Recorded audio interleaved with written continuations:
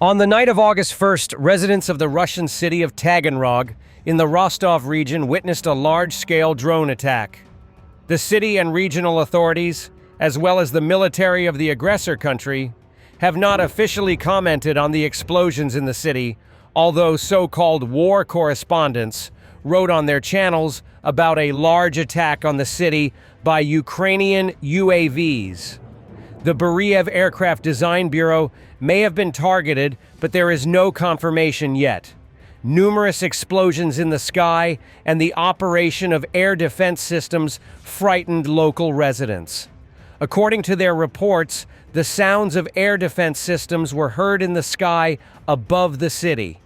After a series of explosions, locals observed a glow.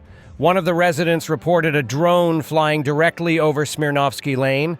However, the townspeople unanimously claim that yes, everyone can hear the explosions, yes, half the city can see the glow, and no one has heard or seen a single helicopter or even the sound of its engine.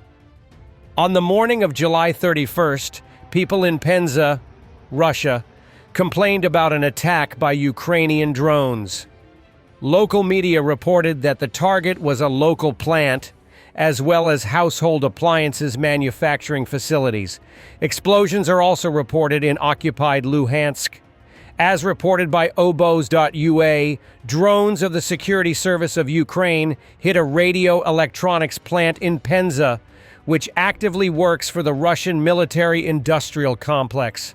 At least 11 explosions were recorded, after which a powerful fire broke out. Our own sources in the SBU told us about this.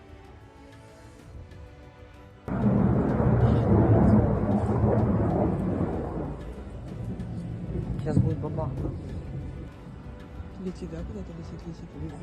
Лети, сейчас где-то ебанет.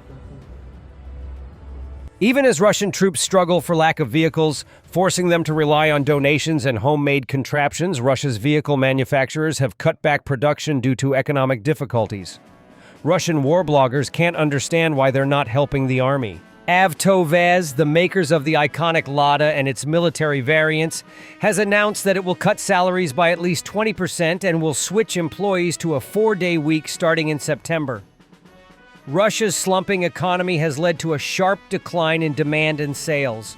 In February 2025 alone, Avtovaz had about 100,000 unsold cars, with the norm being 60,000, according to company president Maxim Sokolov. Truck manufacturers GAZ and KMAZ are likewise switching to a 4-day week. The news has made Russian war bloggers very unhappy, for as they point out, troops fighting in Ukraine are critically short of vehicles. Two Majors writes, Nivas and Larisas are very much needed at the front and in the rear. But the beauty of capitalism and effective management is that due to the imperfections of federal agencies, frontline soldiers, volunteers, rear units, and agencies are forced to turn to public assistance to ensure logistics. To be honest, this is some damn nonsense. The Voivode broadcasts tells the Russian Ministry of Defense that maybe it's time to centralize and not hear more of this sorted out yourselves. 7,000 of the same Nivas and Bukankas centralized. This would cover all the Army's needs for a long time, and at the same time support the factories. And I'm not kidding. I very often hear from people who contact me that these are direct orders. Sort it out yourselves. Here, write to the volunteers, etc. Well, there are tens of thousands of cars at VAZ now. That's all that is known. Nobody is buying them, and it's clear why. Nobody will buy them for that kind of money. They are not idiots, and the whole country understands that. You're the only ones who don't understand that. Well, organize a meeting with the Ministry of Defense. Sit down and talk. So. We'll ship so many cars a month, the price will be so-and-so. People won't have to have their salaries cut. You'll get rich too. I have no doubt about that. Well, how fucking complicated is that? How complicated is that? It is in fact quite complicated, according to me and my friend the helicopter, thanks to the rigors of Russian military bureaucracy. The author breaks down the process of how the Russian Air Force obtains vehicles, explaining why it has to use bicycles to transport bombs. Let's assume that the squadron commander explained to the regiment commander why his Ka-52 squadron needed 3 Nivas. The neighbor with the Mi-8 even explained why he needed a Gazelle. The tech justified the Loaf UAZ-452 van, and even the guys from the HR department justified the 7 for themselves, to carry travel expenses, certificates, personal files, medals for the front line. The regiment commander takes this list to the commander-in-chief, who is higher up, and so they eventually get to Avtovaz. The money from the Ministry of Defense has been allocated, even black number plates have been issued, the cars are almost registered, but then all sorts of buts begin to emerge. Who should be put behind the wheel? The pilot? The flight attendant? The technician?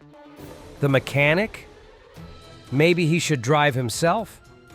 And on what grounds? There are no regular driver positions in the squadron. They can drive and service a helicopter, but not a car. And there are no cars on the squadron's payroll. In addition, there are issues with refueling, repairs, and God forbid with writing off equipment. After all, if the Ministry of Defense gave a car, they will ask about its loss. And who? And until these issues are resolved at the highest level, nothing will come of this idea.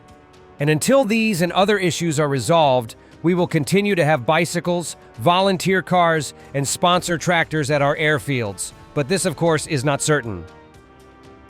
In Donetsk region, the drone unit of the 30th Separate Mechanized Brigade continues to take out Russian transport using Sternenko-funded fiber optic drones. Recent strikes destroyed 2 vans, a car, a quad bike, and a Chornoy Oko electronic warfare system hidden inside a building. In the Donetsk region, fighting remains intense as Russian forces push to gain ground, but progress is limited. Ukrainian troops are holding firm, especially around key points like Chasiv Yar and Toretsk, where constant shelling and assault attempts continue. Both sides are taking heavy losses. The 24th Mechanized Brigade repelled a Russian assault on Chasiv Yar on July 30th, countering Russian claims. Ukrainian forces stopped 2 vehicles and around 15 enemy troops, reportedly including several women, with most of the attackers killed or wounded. Another video showed Russian troops filming, which ended with heavy losses after a Ukrainian response. In recent days, Russian sources have once again claimed that their forces have captured Chasiv Yar, a key Ukrainian stronghold west of Bakhmut. However, Ukrainian officials have firmly denied these reports, calling them premature and false. According to Ukraine's military, while fighting remains extremely heavy in and around the city, especially in the Canal neighborhood, Russian troops have not broken through Ukrainian defensive lines or taken full control of any major districts. Instead, the situation appears to be fluid, with close-quarters combat, frequent airstrikes, and artillery duels taking place on the city's outskirts. Ukrainian defenders have fortified positions and are using drones and precision strikes to inflict serious damage. Russian units, particularly assault groups and Storm Z elements, are suffering devastating losses in manpower and equipment during repeated attempts to advance. Despite the high cost, Moscow continues to push the Chasiv Yar narrative as a symbolic victory, knowing that capturing the city would open the road towards Sloviansk and Kramatorsk. But for now, the battle is far from over, and Ukrainian forces are holding firm. Trump has announced that the U.S. will impose sanctions on Russia after a 10-day deadline expires. What Russia is doing is disgusting. It's very sad. We're going to impose sanctions. I don't know if sanctions will bother him, Trump stated. Yeah, we have about 8 guys. Yeah, we're going to put sanctions. I don't know that sanctions bother him. You know, they know about sanctions. I know better than anybody about sanctions and tariffs and everything else.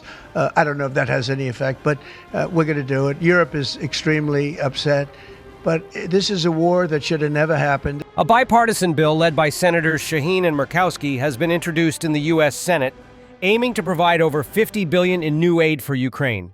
The legislation includes $30 billion in military support through 2027, expanded authority to transfer Pentagon stockpiles, $3 billion in foreign military financing, funds for law enforcement, war crimes prosecutions, and a trilateral drone initiative with Ukraine and Taiwan.